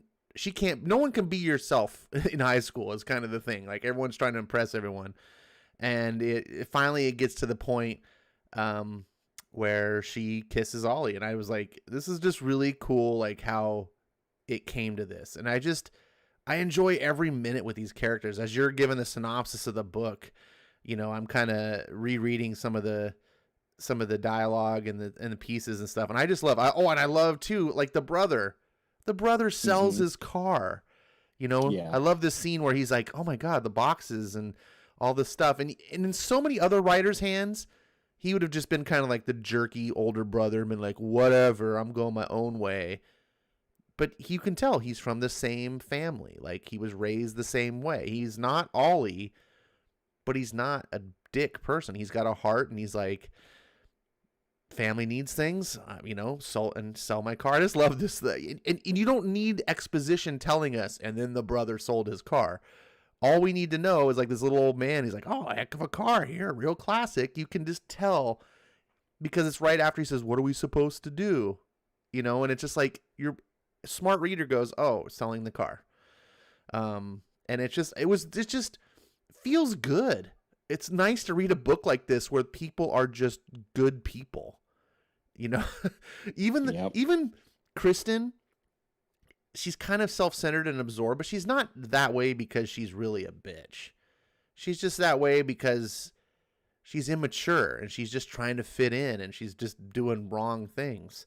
But when given the opportunity to be nice, she is. She's nice behind closed doors, and I just like to see how that all plays out. What about you? Yeah, that was a few of the things that I liked a lot about this. One, in this modern, very things that are common to our lives. He gets in an Uber. He has to charge his phone and his suit, and you get the if you have ever taken an Uber before or a Lyft, you've got the the poor experience that you may have had where people were a little weird. You got the normal experience where they got you where you wanted to go and the time that you want to go. And then you got the people that have snacks in the back and have all the different chargers and stuff in case you need to charge your phone and are just awesome and what kind of music do you want to listen to? We're already playing like some really good music. Some people got lights in their car. So I just thought it was funny that he like got in an Uber and it was like the cool Uber dude who like he was a little strange, but at the same time, like he had exactly what Oliver needed as Oliver was like heading into, like a crazy situation. Of course, the whole trope about like, the person who, you know, who maybe had some sort of loss, or feel like something's been taken from them. A friend that they were friends with before, but now that they went and found a new group of friends and they felt a little abandoned, or unpopular, all that whole sort of thing. So Allie being that person to come back and, she's going after Kristen for, how, like the natural course, that life kind of takes sometimes. And kind of like Kristen was saying before about, look within, and try to solve, that problem instead of always looking at everybody else like they're the problem. That's obviously the natural remedy for something like that. Other than that, what I really enjoyed about this, we got a lot of action in this one, and the action scenes, just like the scale of it and the different perspectives and stuff that Kari Andrews used, was just really cool. Of course, Allie is like a Dr. Otto Octavius reference, Dr. Octagon. So I thought it was interesting, of course, like how she had all the tentacles and talons and all that stuff. So again, just going back to those Spider-Man tropes. But yeah, this one was just same thing. Like we got a great amount of action. We got the good twists. We got some good reveals. I mean, this is an issue number 4 of a book, exactly what it should be. And we can see that things are ratcheting up now that Principal Marquez not only has Allie on his side, but like who isn't on his side at this point? He even has Dr. Peters. And obviously we know that Dr. Peters kind of torched his own lab, or had been told to torch his lab. But whatever happened to the power source, we don't know. We have to find out in the next one. All right. So without further ado, let's come down the final stretch and see how this book wraps up. Indeed. So we start off in issue number 5. We go straight back to it's the big game that the football coach was talking about. So Mabel and Ollie out there doing their thing. We also find out that Beach has decided to join the cheerleading squad, but he's actually the mascot. So he's out there dancing as a mascot, and there's a whole thing behind that. While all that's going on, Kristen, approaches Ollie again, and it's just relentless about trying to get him on video in his costume. She says, you don't even have to use your power, so we can actually capture it on video. And Ollie, just trying to satisfy, this girl that he's really interested in, is starting to entertain her a little bit. Also, Oliver and Casper's mother goes on a date with the bartender dude and kind of makes a fool out of herself because she orders a drink, and he's like, "Hey, babe, chill it. We're gonna miss the kickoff." And she doesn't even care about her, son Casper playing football. She's just like, babe, I didn't walk in there looking for a boyfriend. I walked in there looking for a job. And dude is just like, okay, damn. All right, well, yeah, I'm out then. And she just gulps down all the alcohol while the lady's like, you got to pay for that. Oliver's got the costume, and Kristen has put a rat on the front of it. And so he's all costumed up in the bathroom because she wants the big outing to happen at the football game because he got a bunch of eyes on her and everything else. Mom's boyfriend dude tries to get in, but it's locked, and he's like, how the heck do I get out of here? So that's signal that everybody that's in the football game ain't going nowhere. So as they continue to talk about and the kickoff happens, Kristen pulls the camera up because she's waiting for Oliver to come out. And as that's happening, we get some very interesting commentary over the loudspeaker, and it's freaking like, if you didn't believe he was Octavius before, here comes Dr. Marquez. He's got the Dr. Otto Octavius shades on. He's got Allie, and she's floating in on like the Green Goblin, like kind of like helicarrier type thing.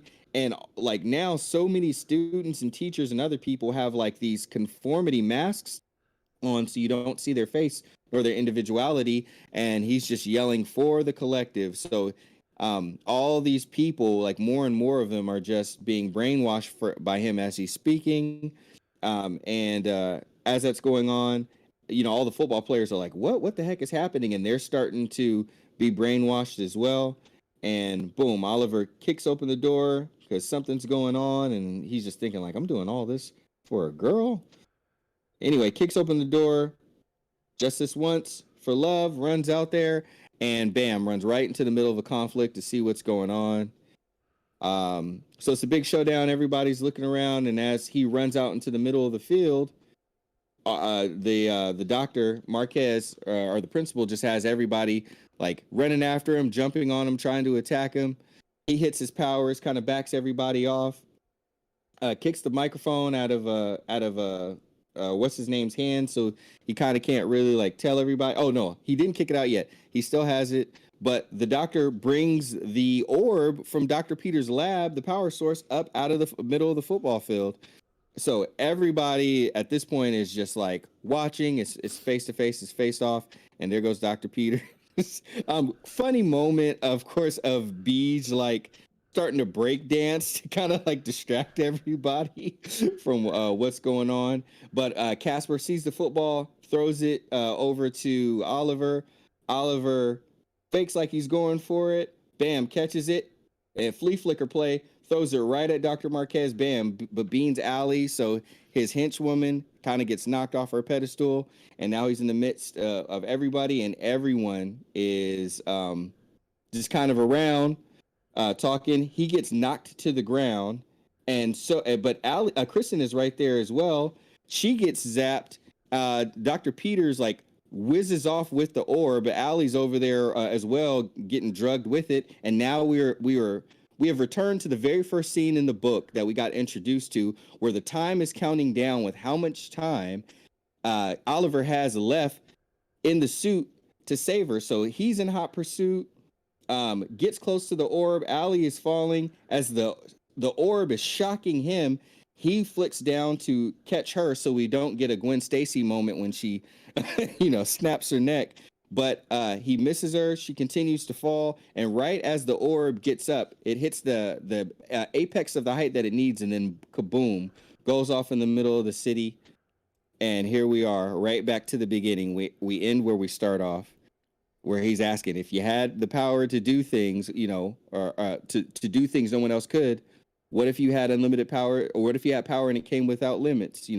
What if you were 15 years old and you had 10 minutes to save the world? I've got 15 seconds left and I'm saving her. And bam, you see him swing right by, snatch her up as he's riding on his lightning. They land, of course, tumbling. She lands right on top of him. And he's like, "Are we dead?" And she's like, "Not yet." And they just talk about how they're going to start their dating and whatnot. And of course, she goes back to hold my phone, and that pretty much is the end right there. He did it all for love and ended up getting love, and she's not so hung up on the reporter idea anymore. But to be concluded. Ash, how'd you think it ended? I love this, dude. I just got to talk about this last page here. Like they put the credits on the last page, and I just love the conversation. And I've seen this done in the movies before. It's kind of a movie trope where like the movie ends, but you can still hear the characters talking, but the cameras stop rolling in the credits. And this dialogue here at the end, it's just funny, like, because now they're dating, but of course it's not gonna be perfect. And the last line of the book is, "Oliver Leaf, I hate you." And it's the end of volume 1, and it's just such a perfect bookended ending. I love this whole countdown thing. I love when I came to this part, I was like, "Oh yes, this is where it started." The idea that the whole big conflict takes place in a high school football game was fantastic. I was listening to a podcast today. I was listening to someone talk about it today. I don't remember who it was. And they were talking about how like everything in modern comics like is just a huge, gigantic, world-shattering event. Like just over and over. Like characters never have like intimate stories anymore. No personal stories. It's all like, oh God, the giant god of darkness has come to consume the planet and all the heroes got to get together. And it's like, okay, we beat that guy. Oh my God, the Infinity Stones are back. You know, like, and it's just one after another of just like, Jesus, dude. And here it's the opposite. It's exactly like, no, this is, where is the biggest thing that could happen to you in high school? The football game. Like, your world is so small when you're a teenager, for the most part. I mean, obviously everyone, there's exceptions to every rule, but you know, the big high school, perhaps it's the homecoming game, I don't remember. You know, that's like the perfect place, and it's the Dr. Peters being the villain and then trying to get him to charge the thing. I love, though, one of the flavorful things I loved was that they changed the school mascot. Because I forget what the original mascot was. It was like a falcon or something. Yeah, and they changed it to that nondescript. And it's basically an NPC. Yeah. Like, yeah, it's totally NPC. And I was like, that's so funny. And then there was the scene, talking about the sight gags. You talked about it in the thing, trying to find it, where they're like breakdancing in the. Here it is. they're breakdancing. There, like, this cracked me up. Like, it was just, and in the context of the story, and then you see E-Ratic in the background. It's like, what? He's like, pauses. He's like, what the hell's going on? It's someone's birthday. It's it brings a smile to your face, and it's like, this is what comics need to be. You have the fun excitement of the story. You've got the personal drama of these characters that grow on you and you care about. And then you get these little moments of levity where you're just, it's kooky and funny.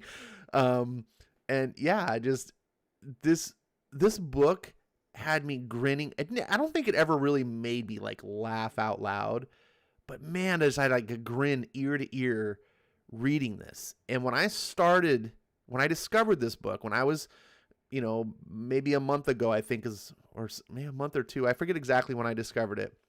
Was when we were kind of talking about what books to put on our show. Yeah. And I was like, oh, Skip's got this on his list. You know, I got to read this book. Everyone's been talking about it. Skip's got it on the list. So let me just check it. I cracked it open. And like I said, I get those first 3 pages, and I could not stop until I got through issue 5. Yeah. And I tracked down all the books on eBay. So I bought, you know, actually I was going all around town trying to find the books. I found one place that had issue number 1, but none of the other issues. So I got a variant issue of number 1, and then I got the rest of the issues on eBay. So I have 2 number 1s.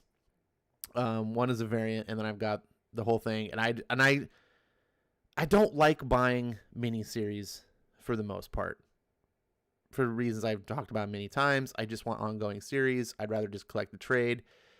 But this book was so good to me. Like, this was a 5-star, and I don't give out 5 stars that often at all. I was like, I have to own this. And it was worth it. I got lucky on an eBay deal. I found 1 through 5 for $10 plus $9 shipping and handling. So it came out to be the same price as buying them in the store. But I love having these in my collection. The only thing I don't like about this series is that it ended at 5. AWA, like, I guess you guys are a small studio, and I get that you have to be conservative on the books that you publish and your strategies, so, you know, you keep the doors open. But this needed to be just hand Kari the keys and just say, go. Just take it away right until you don't want to do this anymore.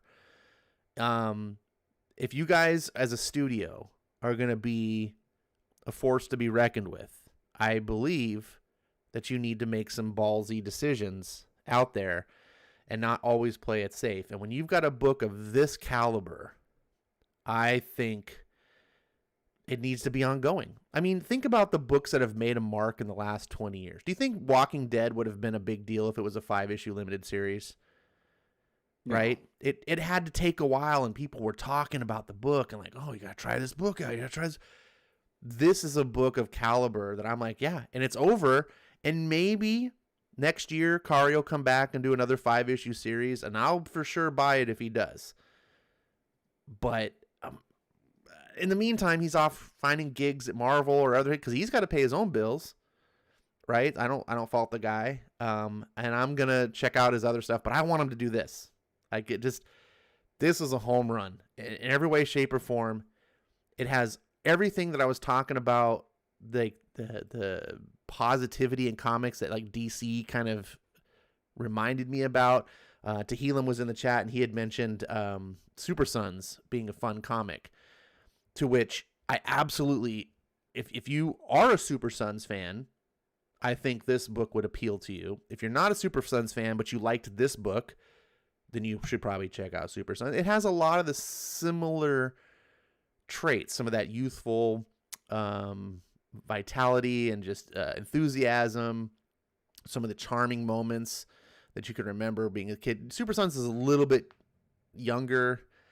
They're not an exact one-for-one analog, but the similarities. And there's just few books that hit those marks. And I think that's why Super Sons got the notoriety that it did, because it was on an island at the time. When it came out, it was like no one was really doing books like this. And much like this book, I kind of poo-pooed it. I was like, I don't care about Superboy and Robin. I just, whatever. And then I tried it, and I was like, oh yeah, this is really good. But as good as Super Sons is, I love Super Sons, especially the original series with Jorge Jimenez. Eye-popping art.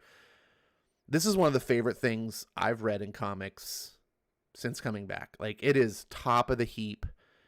It's hard to like compare it to other books that are different genres, because another example, one of the best things I've read in comics is East of West. We featured that on the show, but it's a completely different animal, right? They're like, it's hard to put them side by side and say one's a better comic than the other, because they're both completely trying to be different things. They're in the same medium.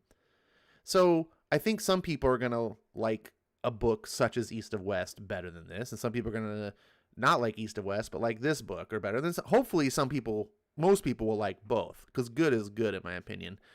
But you know, I can't help but promote this book. I love everything that it does. It just makes me happy, and I wish there were more books out there that just made me smile and feel good when I was reading it. And this is absolutely a book that I just enjoy. Even though I know it's going to happen, I just enjoy reading it and just watching the art and these moments. That's something that even some of the best comics out there, you're like, wow, that was a really powerful story. But it was the story that got you. Here, I can just flip through the pages and just gawk at the art and just, smile at these moments and the sight gags and different things. Like, I could list this thing that's on the screen right here with the NPCs. This just makes me laugh. I just want to make this like a screenshot, like on my desktop wallpaper or something. Anyways, I'm blabbing now. Pass it off to you. You hit a lot of the nails on the head. Like, it was a feel-good book. It never felt like a chore to read. It just reads like nice and smooth. It's a page turner. You always want to find out what's on the next one. I mean, it's got great spirit to it. It does have a youthful spirit. I do agree that most likely people who enjoyed Super Sons. I didn't read a ton of Super Sons. I think I read.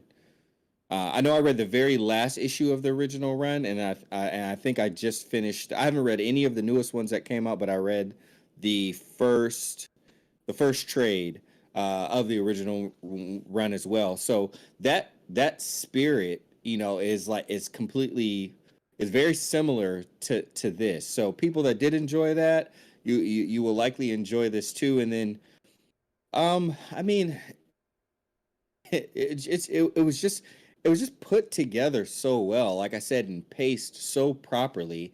And then, if we're talking about narrative, I am a fan of the whole concept and trope, if you will, or approach of like begin at the end. Like start at the end and work your way back around. That doesn't work for every single story, but when people do it and they do it well, it does, and it signifies that they started with the end in mind, which is another thing that I am big on. It's not something that should apply to every single story, but if you know where you're gonna end up, it puts you in that much better of a place to work your way there in a way that makes sense, in a way that obviously that respects the end because you already have it in mind, and then it's a lot less confusing as you're going along the way. So when someone is that confident about what the story, what the tone of the story is supposed to be, and overall what they want people to feel and experience, not just getting caught up on the idea itself, but who the idea is going to land on, how it's going to land with them.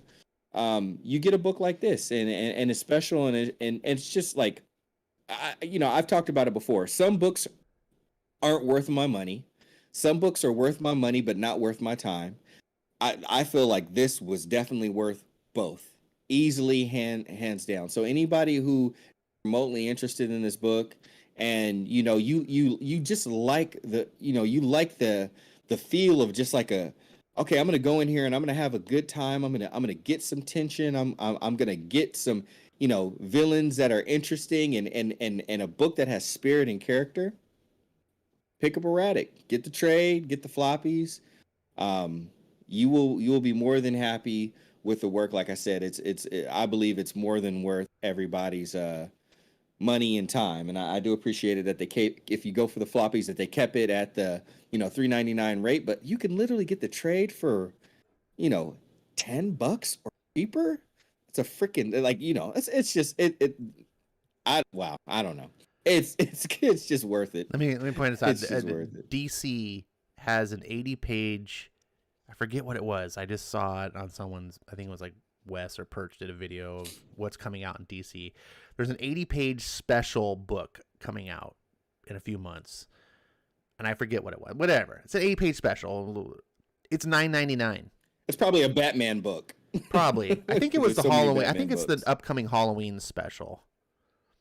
And it is that you're right. Yeah. Yeah. And it was like a bunch of people, like I didn't even know, like the people that are on the book. I was like, I don't even know who these names are. $9.99, 80 pages. And I was like, yikes. And conversely, you can get this, the trade paperback, for the same price, miles better. Now, I know I have a reputation as a snob, and I freely admit that I am a snob. I don't think I'm an a-hole snob, but I am a snob, and it's because of books like this. Not just books like this, it's because things like this, things that are great, raise my level of expectations. When I read a book like this, I go, it's hard for me to go read a mediocre Spider-Man book. Because I read this, and I go, this is how good it can be. This is what the professionals you hire need to be able to deliver. At least close. I understand sometimes you can't hit a home run every time to the plate. I'm fully aware of that. But if you can't even deliver 50% of this, and you want to charge me $3.99, $4.99, $5.99, no. This is why I'm a snob, because I just expect great things for my money, because you're able to deliver it. I've seen it happen. This book is proof. Kari Andrews needs to be given a good paycheck, and people need to solicit him to do good work. And we as an industry, we as a fan base, need to support great creators and great works and bring back the industry like it was in the 90s. That's why in the early 90s, Image became this thing. Todd McFarlane, Jim Lee, Rob Liefeld, all these guys, they were making money hand over fist.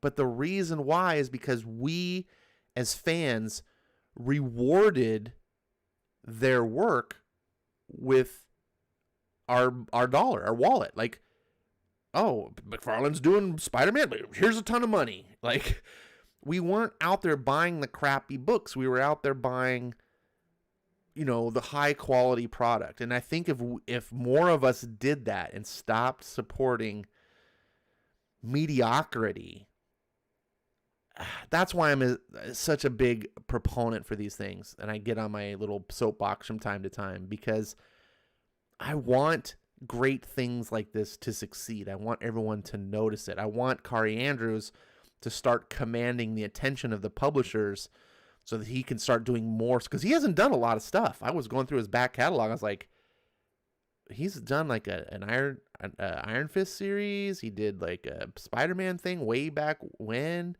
That's it. Like over the past 10, 15 years, he's done like 4 or 5 major projects. I was like, this is not right. And after this book, I was like, just AWA, find a way to open the checkbook. Find a way to get this guy in. Find a way to go, you know what? Maybe we can't offer you cash up front, right? Because we're a small publisher, but maybe we'll give you residuals.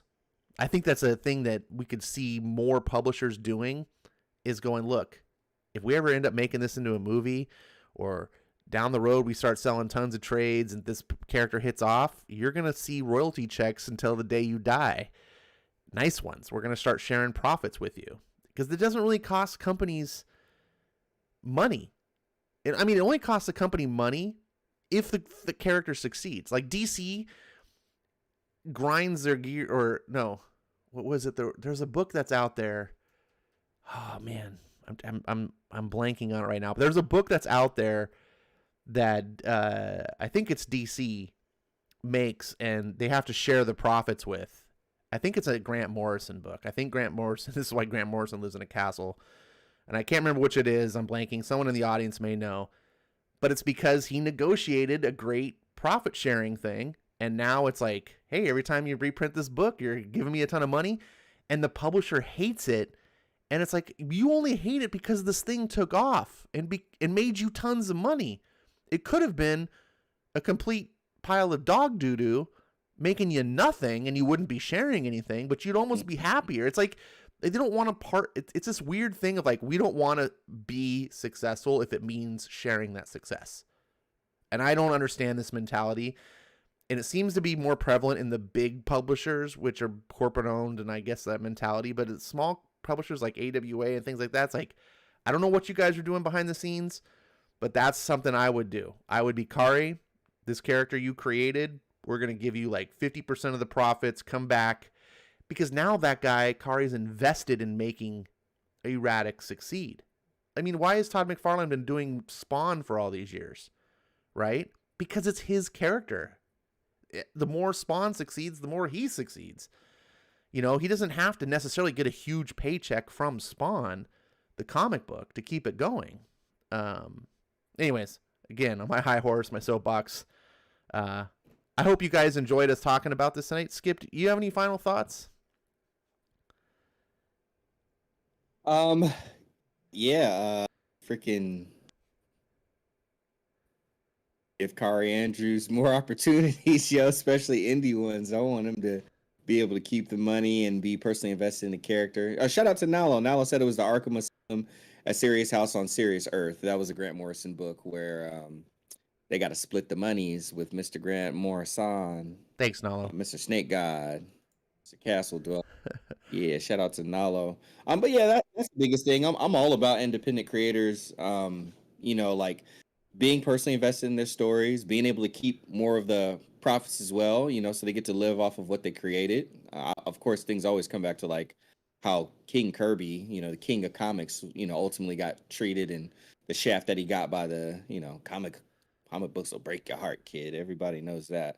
So yeah, man, I'm all for it, and it's funny. Like in the midst of as all this stuff was going on, I was in my my main LCS, and I was just like digging through books because I just love digging for comics, and I found a Kari Andrews book. I think it was called like Renato Jones, The 1% or something like that. It was a book that he had done on Image. So I'm obviously gonna go grab that one and go pick that one up and check it out.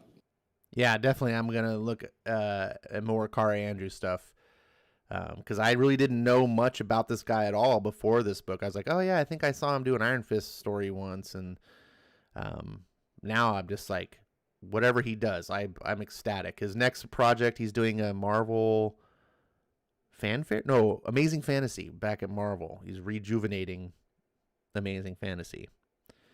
So that's an indie comic. It's not an indie comic, so we won't be talking about that here.